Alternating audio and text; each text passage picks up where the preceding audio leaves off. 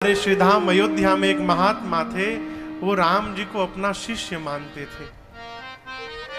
भैया अब नहीं रहे वो सरकार, मंदिर नहीं जाते थे कनक भवन सरकार के मंदिर में। उनका एक कुटिया में कमरा था, दिन भर कुटिया में बैठ जाते थे। एक लंबी सी छड़ी ले लेते थे, स्लेट ले लेते थे, पेंसिल ले लेते थे और उसमें राम जी का एक फोटो रखते थे और दिन भर राम जी को पढ़ाया करते थे। कहते थे हम गुरु हैं और ये राम लला जी हमारे शिष्य हैं, इनको पढ़ाना पड़ेगा नहीं तो कमजोर हो जाएंगे।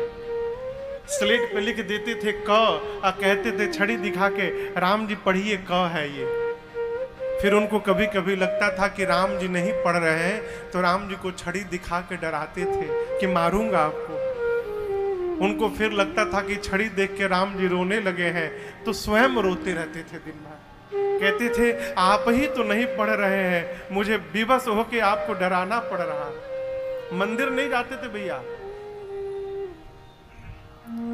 दूसरे लोग अयोध्या के संत कहते थे कि नाटक करता है ये कौन सा महात्मा है कि भगवान के मंदिर ही नहीं जाता। अब वो इसलिए मंदिर नहीं जाते कि कनक भवन सरकार के मंदिर में राम जी राजा बन के बैठे हैं, मुकुट लगाए हैं, सीता महारानी है।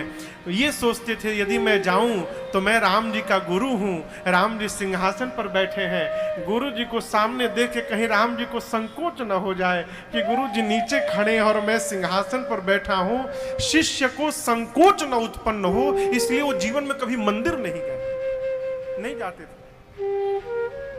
एक बार अयोध्या के संत लोग उनको बरबस पकड़ के ले गए, नहीं आज चलना पड़ेगा, घसीट के ले गए।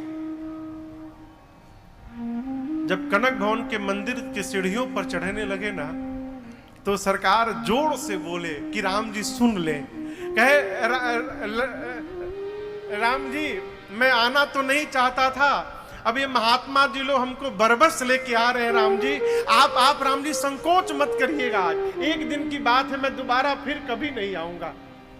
भाई बाप